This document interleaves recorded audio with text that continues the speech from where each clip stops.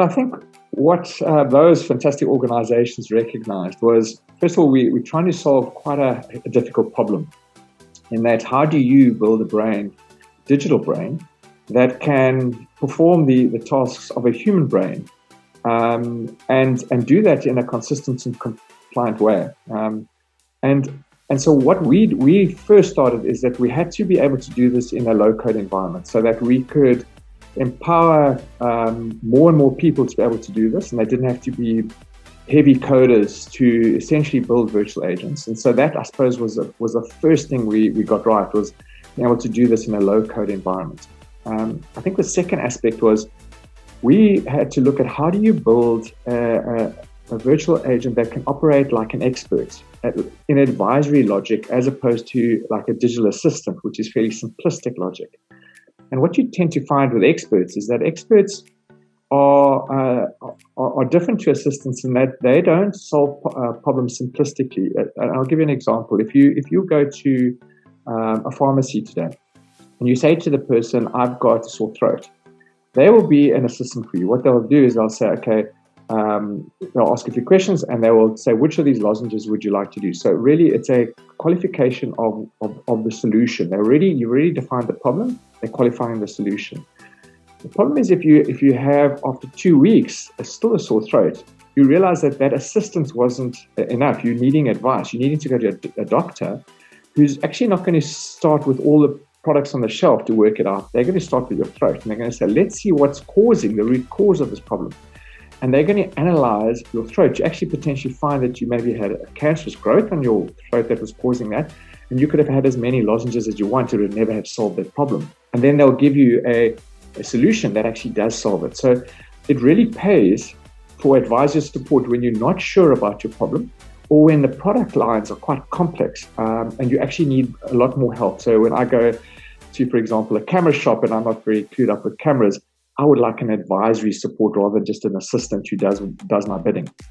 And that logic is complex. It starts with clarification, analyzing situations, analyzing my needs and my related needs, being able to do root cause analysis of my problem, then being able to resolve it with all the possibilities, and then being able to action it. And I suppose our ability to do that using our low-code platform was quite differentiating, is that we could actually build digital experts that can handle that. And the second part is that we were able to, I suppose, extract ourselves from traditional historical thinking, that logic can be captured in knowledge base, which is very one-dimensional, decision tree thinking. We were able to think in object-oriented design and actually build the way we captured this logic was through interplays of different logic objects. So that, I think, was quite significant in the architecture. The other aspect was that this brain was able to hyper-personalize. So it wasn't generic. It was able to have data fed into it from third-party systems, and it could shape immediately to customers.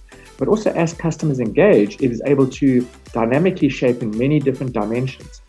And that's really important, especially if you're dealing with rule-based environments where you have to get it right. You have to go according to the rules, but the trick is, how do you shape it according to the individual or the context? And we were able to marry a very rule or structured-based conversation with a hyper-personalized challenge. And that was another big thing that we overcome was the structured conversations that shaped your hyper-personalization.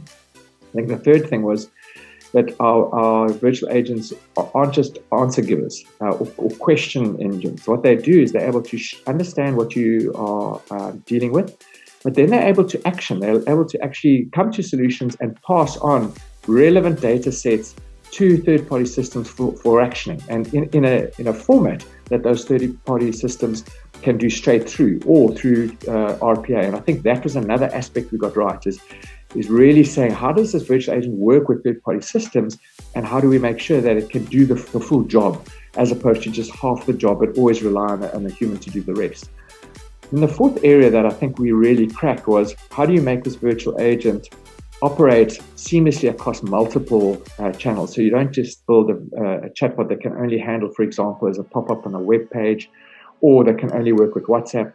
But how do you build a virtual agent that can handle email, that can handle app, that can handle WhatsApp as well as web, and that when something changes, you don't have to go and change any of those interfaces. It automatically keeps updated across multiple channels. So this ability to keep updated and relevant across multiple channels, I think, has also been a real benefit that these organizations thought was differentiating. And I think that the final aspect was that we were also able to build this platform that can handle this at scale. You know, our virtual agents deal with well over 2 million queries a year across multiple channels in a single organization. They've got to be able to handle the complexity, thousands of engagements all at the same time in different contexts, different channels, and not drop the ball.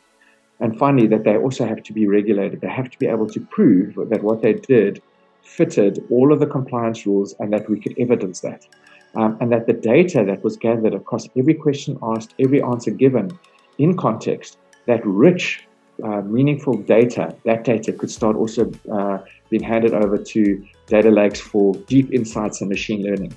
So I think it's that entire package of many aspects that we solve, I think was standout for those organizations, and it's certainly something we're very proud of.